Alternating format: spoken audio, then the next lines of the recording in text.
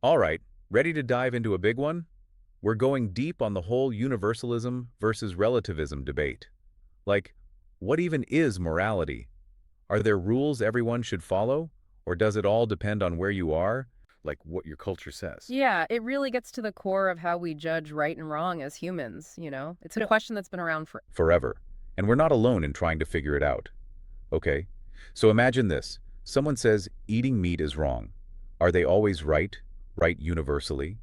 Or just within their own group? That's the kind of stuff we're getting into. And universalism at its heart, it's about this idea of a shared human essence, right? Like, yeah, we're all different on the surface, but universalists would say there's some common ground when it comes to morality. So it kind of like we're all playing the same game, just maybe with different strategies or something. We might not agree on how to play, but we agree that there are rules. Exactly. And that leads to ideas like inherent dignity, the belief that everyone deserves respect just because they exist. Now, is that universal? Or is it just something some cultures came up with?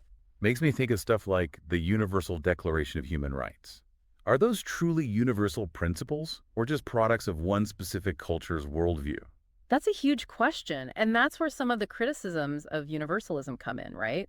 Can it really account for how different human values are across the board? Yeah, and historically, I mean, have it universal morals been used to justify some pretty awful stuff, like colonialism, when European powers forced their beliefs on others thinking they were superior? Exactly. And that's one of the big dangers, right? One group saying their morals are the immorals and using that to control others. Who gets to decide what's universally good or bad? Okay, so universalism has its problems, but then there's relativism. Yeah. If morality is like fashion, changing with the times and place, does that mean there's no objective right and wrong? Relativism definitely makes things complicated, yeah.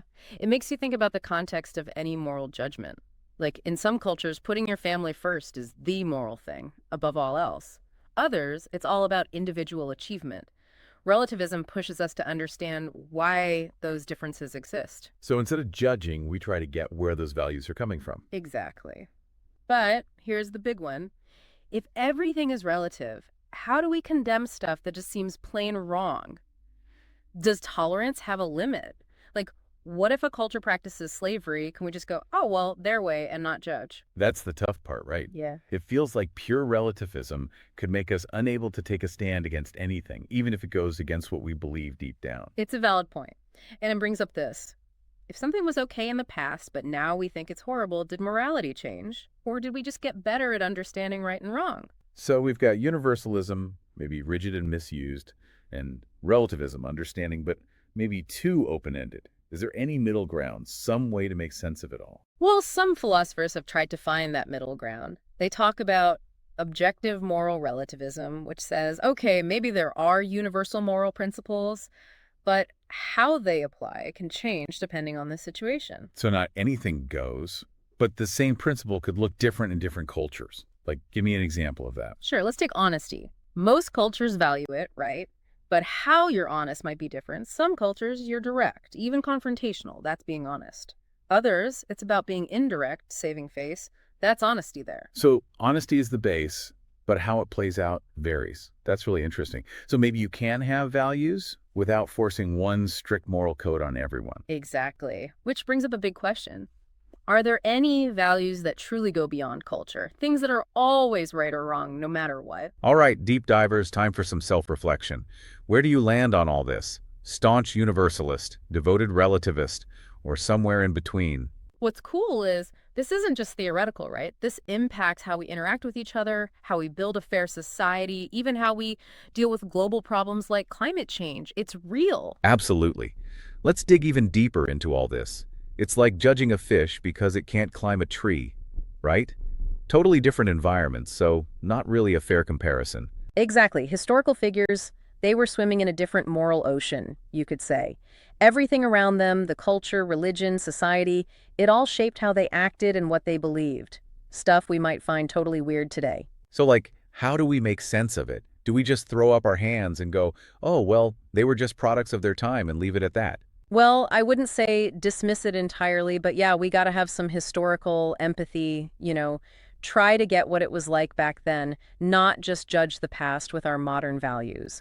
So not about saying they were good or bad, but more about trying to get why they made the choices they did. Exactly.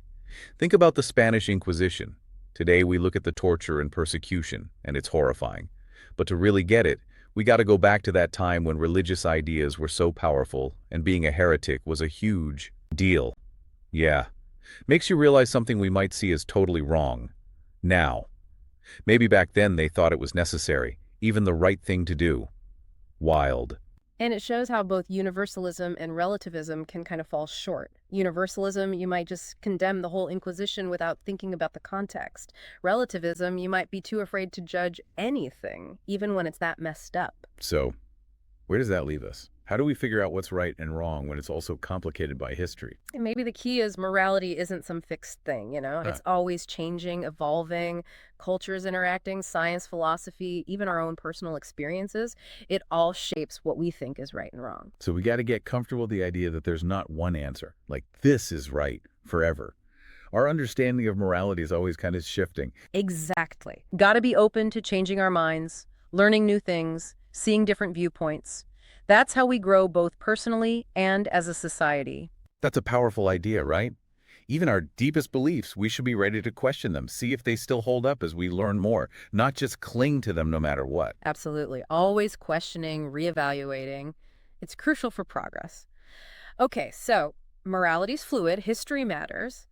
But then how do we not fall into that relativism trap where anything is okay? Are there any lines we shouldn't cross? As humans, period. Big question, right? Like, what are the limits? If everything's relative, where does that leave us? Philosophers have been trying to figure that out for ages. Maybe the answer is look for those core values that most cultures share, even if they look different on the surface. So like a soft universalism where you accept that people have different values. But there's some basic stuff that connects us all as humans. Right. Like, think about it. Most cultures, no matter their beliefs, they want to protect the vulnerable. Kids, elderly people, the sick. That suggests that compassion, caring for those who need it, that might be a universal value, even if how you show it is different. Interesting. So maybe there is this thread of empathy kind of woven through all of human morality, even if the whole tapestry looks super different depending on where you are. Exactly. And finding those common threads, that could help us build a global ethics, some shared principles that everyone can get behind. Not easy, but worth striving for. But even if we find them, these universal values, how do we make sure people actually follow them, especially in a world with so much conflict, inequality, and different cultures clashing? That's the real test, isn't it? It takes open communication, working together, and being willing to learn from people who see things differently. And honestly, being critical of our own biases too, because we're all shaped by our own cultures and history. So it's about humility, being open, and finding that common ground, even when it's hard.